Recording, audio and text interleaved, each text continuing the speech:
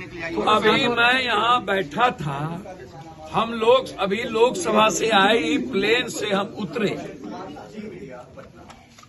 Court ने कल हमें बुलाया है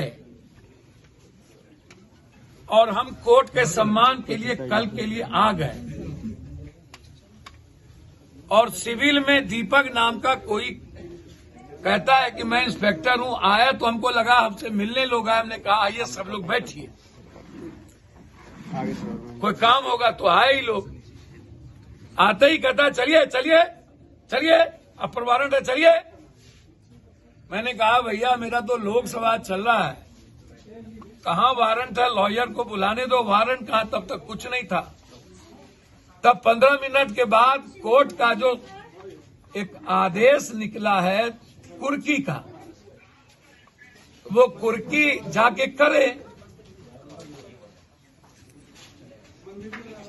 अब यहां पर जबरदस्ती आ गए और तभी से टॉर्चर कर रहे हैं। तो हमको शंका लगी कि ये मरवा तो नहीं देंगे। भैया ये तो जिस तरीके से किया उससे तो लग रहा है कि लोग मरवा भी सकते थे।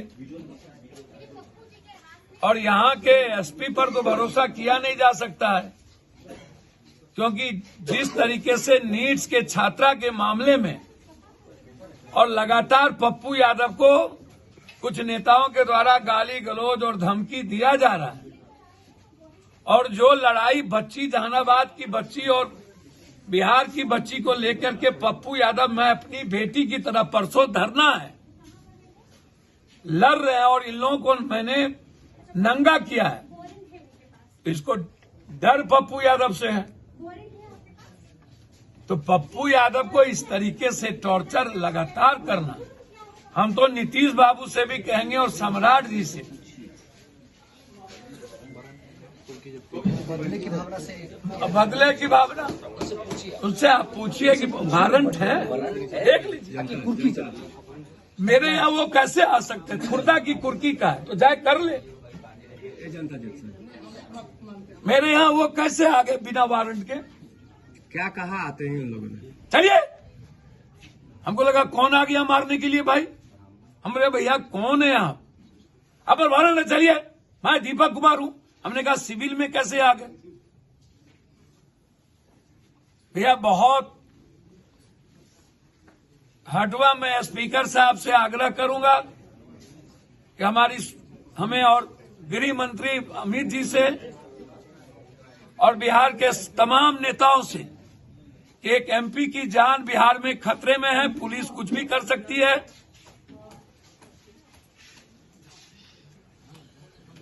आप हमें सुरक्षित करें। पिछले दिनों आपकी सुरक्षा भी कमजोर कर दी गई। अरे सुरक्षा की चिंता नहीं है।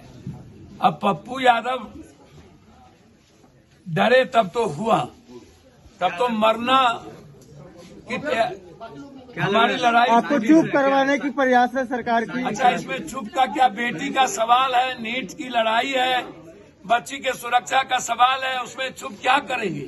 पुलिस अरेस्ट करने आई है। इस केस का वारंट लेकर आया। भैया 35 साल पुराना जिसमें बेल था मेरा, उसमें बेल टुट्टी हो गई तो उसमें हमको नॉलेज में नहीं था। तो उसमें अगले बार भी हमारी गिरफ्तारी हुई थी 40 साल पुराना केस में, जो केस ही नहीं था। पहाड़ में एक बस फोर्स आए हुए हैं गिरफ्तारी की बात। अच्छा एक बात बताइए, एक बस आवे चाहे 10 बस आवे, उसमें मैं क्या करूं? गिरफ्तारी देंगे। अब रात में कोई लॉ तो नहीं कहता है, इनके पास वारंट भी नहीं है जी। वो कुर्की वाला पेपर है भाई, तो पढ़ लीजिए ना। तो पुलिस इतना भी नहीं पढ़ पा रही है वारंट और कुर्की क्या होता है पप्पू जी? वो वारंट लेके ना आएंगे। रात में जान की भी डर लग रही है आपको? अब आते हमको काहे का डर लगेगा? हमको गजब बात करते हैं, लेकिन हम जरूर चाहेंगे सारे प्रेस वाले से।